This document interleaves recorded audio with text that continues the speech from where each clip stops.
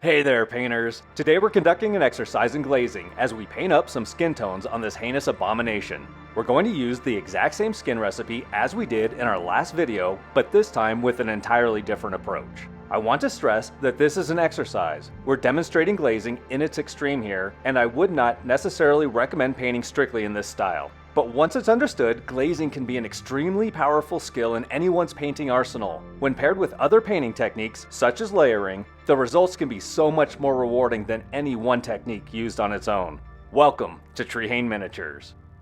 I generally prefer layering up from deep shadows to bright highlights when painting miniatures. Even when taking a measured and steady approach to the layering process, I still usually find the need for some light glazing to smooth out that final highlight layer and tie everything together. In this demonstration, we're going to take it to the extreme and create some harsh separation between layers with completely opaque coats of different colors. Then, we'll use glazes of a single color to smooth the transition between layers. No color mixing here. Because of how effective glazing is when paired with layering, I'd recommend that you watch this video here as well if you haven't already seen it. And of course, there are specialty products out there aimed specifically at glazing, fully accompanied by proprietary painting systems.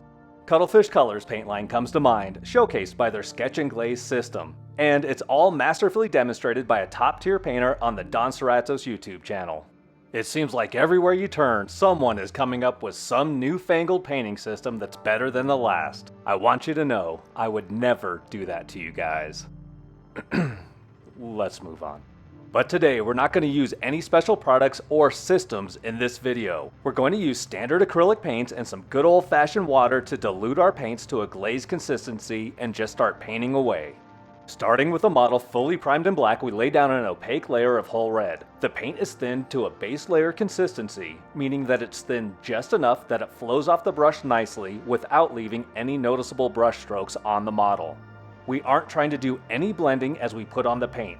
We're going to solely use glazes to smooth the transition between colors. So for this layer of whole red, we're painting the belly of the muscle all the way up to where it meets the deep recess of the muscle above it, and we're not applying any paint into the recesses or areas that we want to appear to be in deep shadow. Those areas will remain completely black for now. Since this is the darkest shadow color for the model, we'll continue to paint the whole red this way uniformly over the entire model. Later, as we get into lighter colors, we'll take the angle of the light source into consideration when applying our paints. When we're all done, the model should look something like this, mostly whole red with black shadow areas. The next step is to use the same whole red and glaze the transition between the black area and the opaque whole red layer. The first application of this glaze will cover the entire black shadow area. Subsequent layers of the whole red glaze are applied starting partially in the black area and drawn up into the whole red muscles.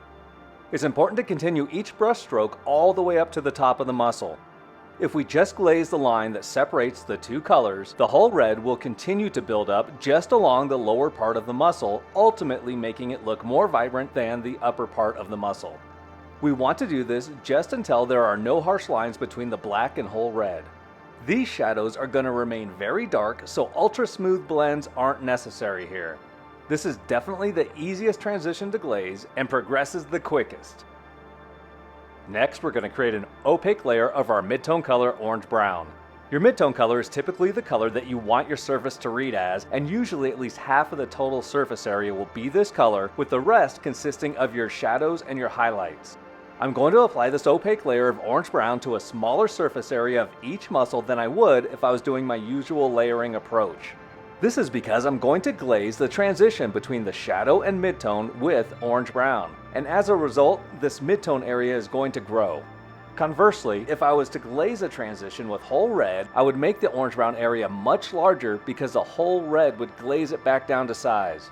Throwing the paint down like this is much faster and easier than the methodical layering approach that we used in the last video. But boy, are we going to pay for it in the next step.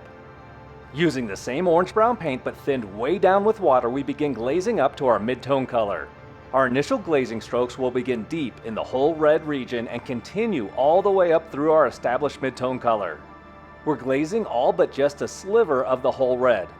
The glaze is so thin that the first application is barely perceptible over the whole red, which is why it's okay to cover most of it with the initial coat. It'll still look like whole red.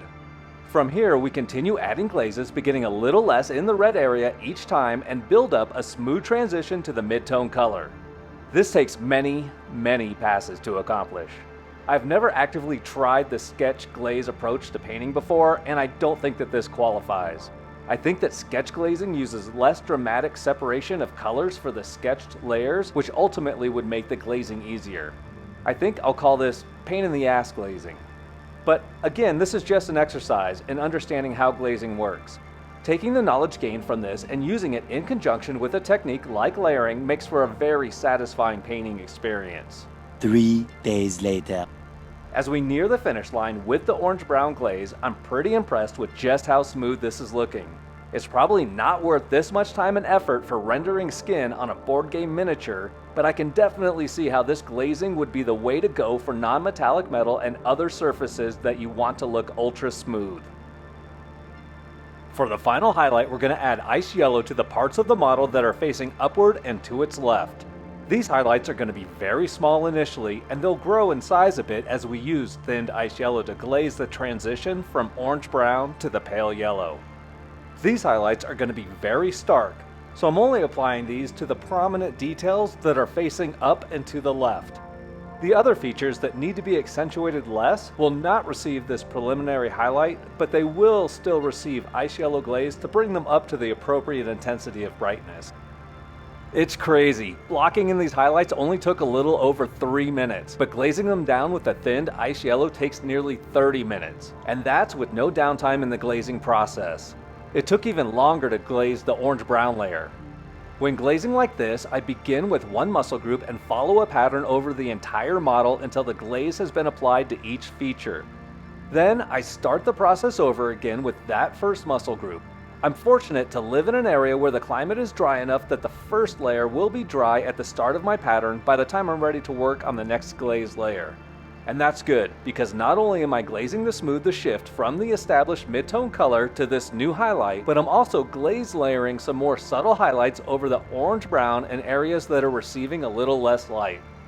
Something else to take into consideration is that as we glaze in these highlights, they are going to become more intense, maybe even too intense.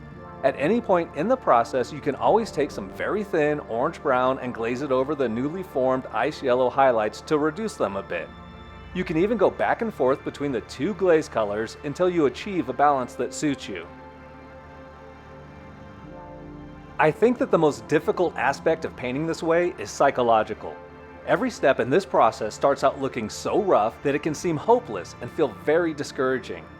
You know, I follow a lot of painters on YouTube, as I'm sure you do, and a saying that often comes up during this type of transformative undertaking is to trust the process. I have a very similar saying that I've used for years, and it's this: when the model you're painting looks like shit, just keep adding paint until it doesn't. And this works even if you don't understand what the process is. It may not flow as nicely off the tongue, but those, my friend, are words you can live by. Thank you so much for watching. Please hit the like button and subscribe to the channel to join our growing community of painters.